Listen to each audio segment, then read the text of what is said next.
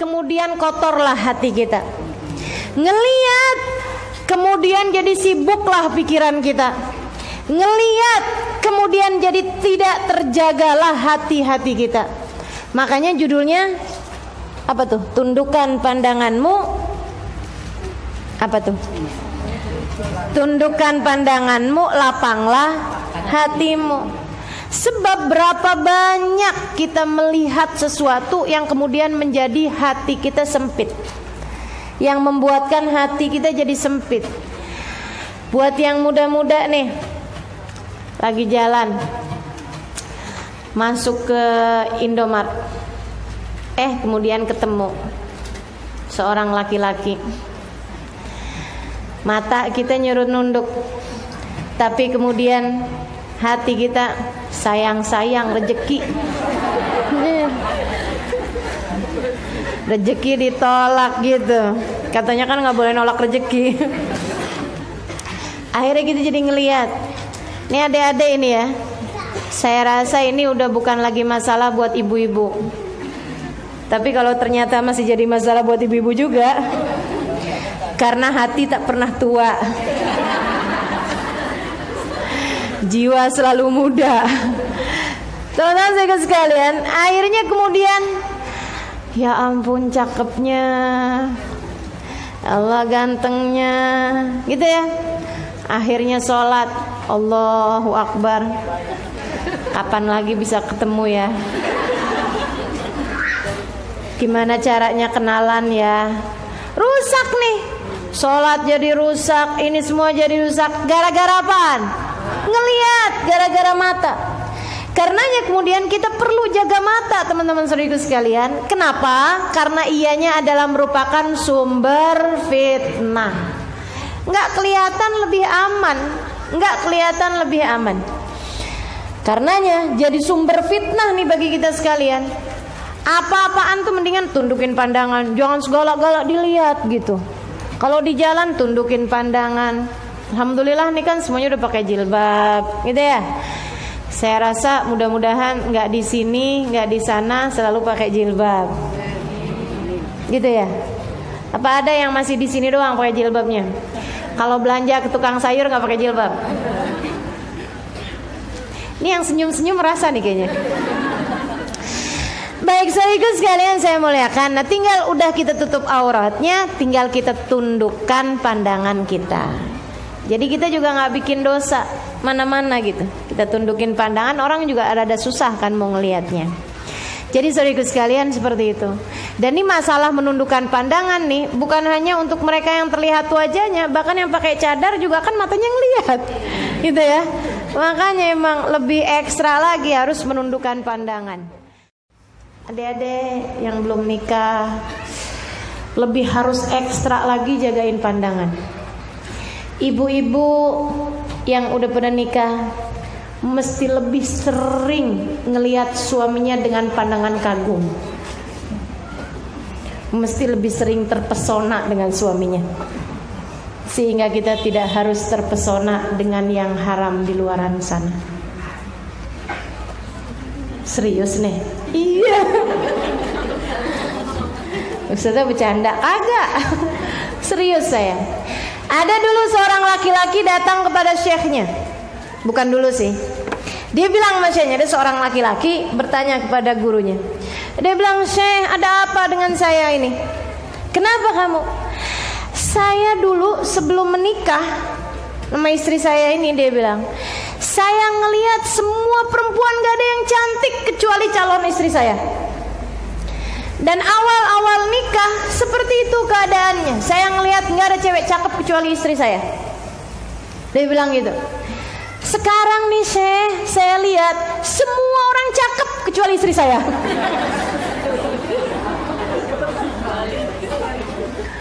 Dulu tuh kayaknya gak ada yang menarik kecuali istri saya.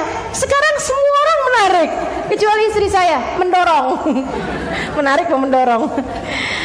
Dia bilang, "Ya Allah Syekh, ini saya jadi susah nih kalau kayak begini nih. Saya jadi kesian gitu, setengah mati nahanin hati sama istri." Gitu ya. Kan orang senang ngeliatin istrinya. Ini enggak gitu. Dia setiap kali ngeliat istrinya senep. Apa yang terjadi dalam diri saya, Syekh?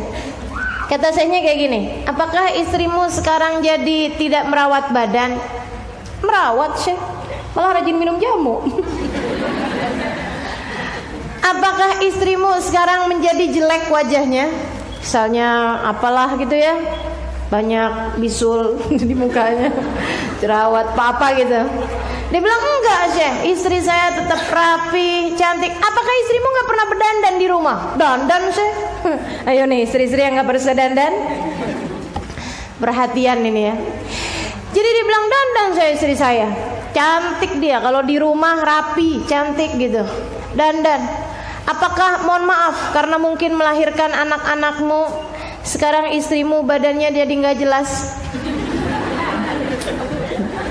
Dulu kayak gitar, sekarang kayak kulkas.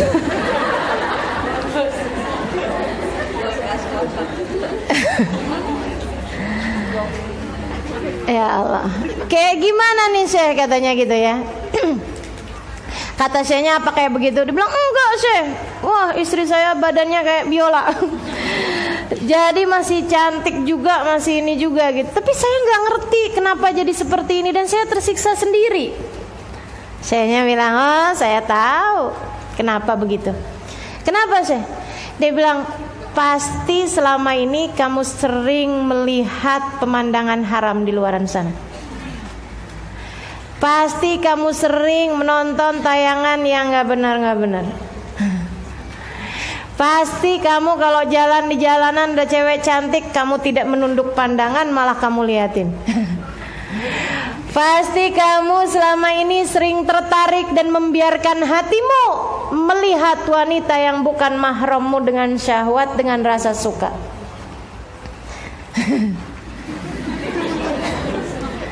Iya kan? Iya, Syekh, bener semua tuh yang saya bilangin tadi. Kata Syekhnya, aku beritahu kepadamu, Pak, ketika kamu tertarik kepada yang haram, Allah halangkan darimu kenikmatan yang halal. Catat, teman-teman saudaraku sekalian. Nggak, maksudnya bukan catat, langsung catat gitu. Ingetin. Aduh, ibu-ibu ini lucu ya. Nggak ibu-ibu, nggak adek-adek, nggak anak-anak, visual sekali gitu. Begitu dengar catat langsung. Maksudnya itu perkara penting gitu, harus diingat-ingat ucapan itu ya. Bahwa ketika dirimu tertarik kepada sesuatu yang haram, Allah akan halangkan dari menikmati yang halal. Dalam segala hal, teman-teman saudaraku sekalian. Katanya Nabi Muhammad SAW, mohon maaf, hadisnya bunyinya kayak gini. An-nabar sahmun masmum min sihamil iblisil marjum. Man tarakaha makhafatan minni addaltu imanan yajid halawatuhu fi qalbi, qala Allah. Del hadisul qudsi. Melihat adalah sahmun masmum, anak panah beracun yang dibidikan sama iblis. Laki-laki ngelihat perempuan, perempuan ngelihat laki-laki, ya. Ini adalah anak panah beracun yang dibidikan oleh iblis. Jadi kalau dedek yang tadi saya sampaikan masuk ke Indomaret, kemudian ngeliatin ada laki-laki, gitu ya. Nah itu tuh pertama kali ngeliat itu seperti lagi dikasihin anak panah beracunnya iblis. Gitu kan, kena lah kita, terpedaya lah kita. Cakepnya, matanya indahnya, pandangannya teduh, hidungnya kayak alif, bibirnya kayak mim. Ini laki-laki Nabi Muhammad. Alisnya kayak nun. Itu Nabi Muhammad ya. Teman-teman sekalian, ini nih bukan karena wah saya sedang mensyukuri nikmatnya mata, nggak ada. Itu namanya mengingkari nikmatnya mata. Saudaraku sekalian, itu adalah kamu sedang terkena anak panah beracunnya iblis, anak panah beracunnya setan. Siang kemudian begitu kena tuh, kalau kita kena, namanya orang kayak kena anak panah beracun kan, langsung kayak lemes gitu kan. Demikian pula dengan perempuan ataupun laki-laki yang terkena anak panah beracun ini, langsung kayak gini. Lihat lagi ah. Iya. Tuh kalau di iklan gitu ya, apa tuh namanya, kesan pertama begitu menggoda gitu. Ayo jadi kemudian kepengen lihat lagi. Nah itu kalau kita ngelihat lagi kemudian, itu dia, kita udah terkena jerat anak panahnya setan tadi ini. Apalagi kalau kemudian kita samperin, pura-puranya jatuhin barang. Aduh, nih adik-adik nih, hati-hati, jangan kena anak panahnya setan. Karena si yang perempuan kena anaknya setan, anak panahnya setan. Si yang laki-laki juga kayak begitu. Ya Allah, ya Allah. Dari sanalah fitnah bermula. Dari sana fitnah bermula.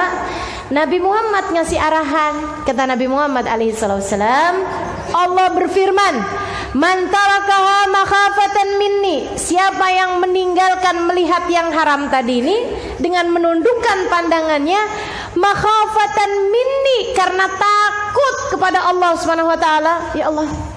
Gitu kan? Buru-buru nyari rak yang kosong. Ngumpet di rak. Buru-buru dia cepetan ke kasir, gitu ya.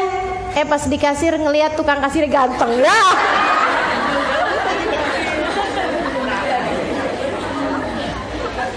Saudara sekalian, cepetan dia keluar dari tempat tersebut, nundukin pandangan, gitu ya. Mantarakah makhafatan minni, ya Allah, jaga saya, ya Allah, ya Allah, ya Allah, gitu kan. Kemudian dia keluar gitu. Mantarakah makhafatan minni, siapa yang meninggalkannya karena takut padaku, kata Allah Subhanahu wa taala. Karena takut padaku, bukan karena biar dianggap solehah. Ada juga tuh, begitu ngelihat, astagfirullah, astagfirullah. Ganteng banget, astagfirullah. Aduh, itu sih bukan karena makhafatan minni tadi ini ya. Apalagi kalau yang dilihat Ustadz, Ustadz ganteng, astagfirullah. Udah tahu Ustadznya ganteng, kalau hadir pengajian dandannya setengah jam, kemudian mau bilang, saya emang enggak menundukkan pandangan saya depan Ustadz. Nah terus maksudnya apa itu? Pakai baju yang mana ya? Yang merah udahan kemarin, yang pink juga udah, takut Ustadznya inget lah. Yang kuning aja. Ya ampun teman-teman saya sekalian, itu tadi fitnah ini ya, maka hindari. Terus gimana Ustazah, enaknya Ustazah? Hadirnya tempat Ustazah aja aman, iya enggak? Taunya kita aman apa enggak? Coba lihat rasa hatimu ketika keluar dari majelis. Kalau yang diinget-inget ucapan ustadznya atau ucapan ustazahnya nggak apa-apa. Tapi kalau yang diinget-inget rupanya, wajahnya, indah tatapnya, nah itu udah berbahaya. Itu fitnah namanya teman-teman saudaraku sekalian. Itu fitnah namanya. Makanya mau udah lebih aman deh, jauh lebih aman. Kalaupun memang kamu mau hadir tempatnya ustadz atau mau di tempatnya Habib gitu ya, maksudnya yang laki-laki gitu ya, duduknya 30 meter jauhnya, nggak kelihatan gitu kan, nggak tahu gitu ustadznya lagi ngapain. Gitu dari jauh-jauhan aja. Pandangan, kalau nggak di baliknya tembok, baliknya tiang, kayak gitu, jauh lebih aman. Kita yang lebih tahu bagaimana cara mengamankan hati kita ini. Saudaraku sekalian, hati kita nggak terjaga, jangan dikira saya mah aman, hati saya terjaga. Kan banyak yang ngerasa kayak begitu. Nggak ada ceritanya. Emang hatimu hatinya siapa? Sayyidina Umar aja nggak merasa aman, Sayyidina Utsman nggak merasa aman, para ulama kita nggak merasa aman, Robiah Al-Adawiyah nggak merasa aman. Sudah seperti seindah hati Robiah Adawiyah kang kau sampai merasa aman. Oh tenang, saya mau ustazah, biar kata ngelihat ustadz gantengnya kayak gimana, hati saya tenang aja ustazah, nggak ada apa-apa di hati saya, hati saya terjaga. Waduh, nggak percaya saya bukan nggak percaya kepadamu, saya nggak percaya sama setan. Kan setannya udah bilang, anak panah beracun, jangan kira saya profesional, kata setan. Profesional, pengalaman kerja ribuan tahun. Teman-teman, mau kita tandingin kayak gimana? Kita baru hidup berapa puluh tahun? Kita baru ngaji berapa bulan? Mau nyaingin setan dengan kinerja sudah dari sejak zamannya Nabi Adam. Nabi Adam bisa dia perdaya, apatah lagi kita. Halimah Idrus. Nggak percaya saya, nggak percaya. Bukan nggak percaya sama diri saya. Insya Allah dengan pandangan Allah gitu ya Allah jaga. Akan tetapi saya nggak percaya sama setan yang kemudian mengelabui kita. Saya bukan nggak percaya kepada teman-teman yang ada di sini. Saya percaya. Akan tetapi saya nggak percaya sama setannya yang selalu membisik-bisikan hatimu. Dan saya juga nggak percaya, terus terang aja, bahwa kita semua bisa menghindar dari godaan setan. Nggak ada. Jika bahkan kepada Nabi Muhammad Allah mengajarkan, Qul a'udzu birabbin nas, malikin nas, ilahin nas, min syarril waswasil khannas. Katakan wahai Nabi Muhammad, aku berlindung kepada Tuhan manusia, pemelihara manusia, pemilik manusia, dari kejahatan setan yang selalu membisik-bisiki dalam hati manusia. Jika Nabi Muhammad disampaikan seperti itu, bagaimana pula dengan kita? Bagaimana pula dengan kita? Makanya emang mesti minta perlindungan terus-terusan sama Allah. Tundukkan pandanganmu, jaga matamu, agar kita semuanya dijadikan orang-orang yang selalu berada dalam jalan yang benar.